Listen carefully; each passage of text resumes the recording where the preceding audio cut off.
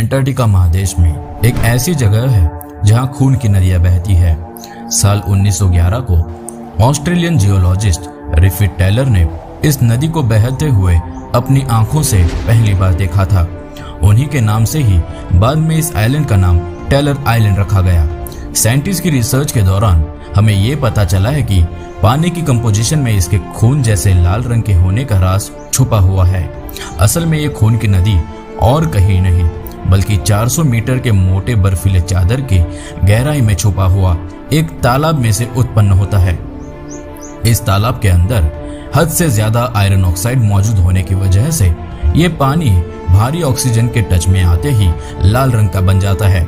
जैसे लोहे की चीज के ऊपर ऑक्सीजन की मौजूदगी में जंग लग जाता है, उसी तरह इस तालाब का पानी ऑक्सीजन रिच कंडीशन पे आते ही लाल रंग का हो जाता है।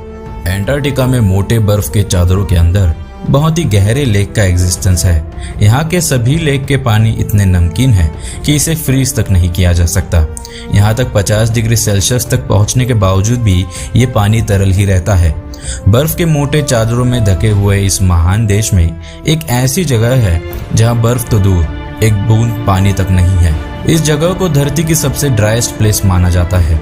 इस जगह की कंडीशन बिल्कुल मार्स की तरह है, यानी मंगल ग्रह। यहाँ हर वक्त करीबन 200 माइल्स पर आवर्स की स्पीड से हवा बहती है।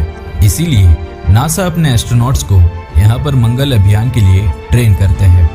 इतने एक्सट्रीम कंडीशंस के बावजूद एंटार्क्टिका में इस दुनिया के सबसे बड़ी एक्टिव वोल्केनो माउंट एरोबस है।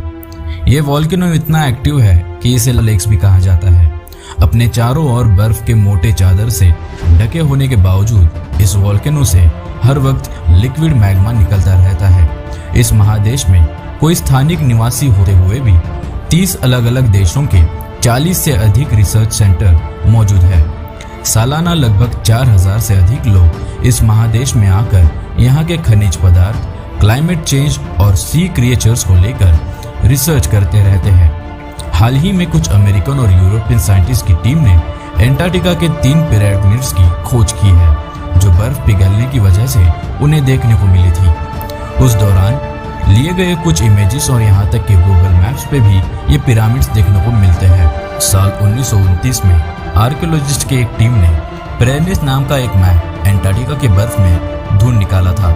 15 सेंचुरी में बनाए गए इस मैप में एंटार्क्टिका जैसे महादेश के उत्तरी पर्वतों की ड्राइंग बनी हुई थी। इस मैप की खासियत इसके सटीकता में छुपी हुई थी, लेकिन हम सबको ये पता है कि जेम्स कुक ही 1773 को एंटार्क्टिका जैसे महादेश को डिस्कवर करने में हासिल हुए थे। वो यहाँ पर कदम रखने वाले सबसे पहले इंसान थे।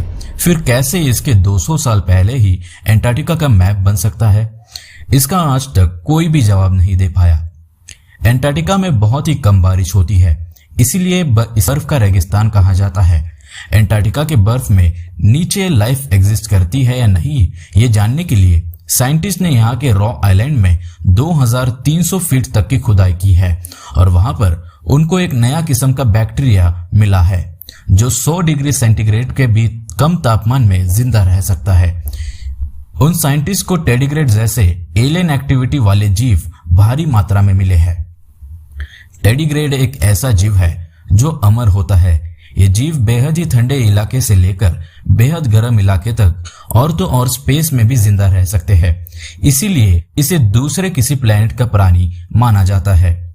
2009 में अमेरिकन आर्कियोलॉजिस्ट ने समंदर के 1100 फीट गहराई में से एक अजीबोगरीब जानवर के अवशेष ढूंढ निकाले थे, जिसके शरीर उबले हुए हड्डियों से ढके हुए थे और इसके जबड़े भी आसानी से मूव करते थे।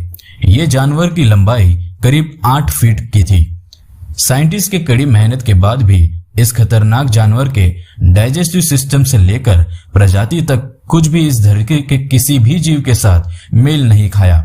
इसीलिए साइंटिस्ट ने इसे दूसरे दुनिया का जीव घोषित कर दिया।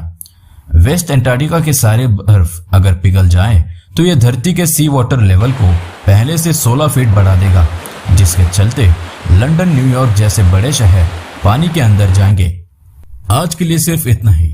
एंटार्क्टिका के बारे में इस फैक्ट में से आपको कौन सा फैक्ट सबसे दिलचस्प लगा वो कमेंट्स करके जरूर बताएं। उम्मीद है आपको इस वीडियो से कुछ जानने और सीखने को मिला होगा। अगर ये वीडियो आपको पसंद आए तो इसे लाइक और अपने दोस्तों के साथ शेयर करके हमारा मनोबल बढ़ाए। आपसे किसी और नए वीडियो में मिलते हैं कोई नए इंटरेस्टिंग टॉपिक के साथ। Thanks for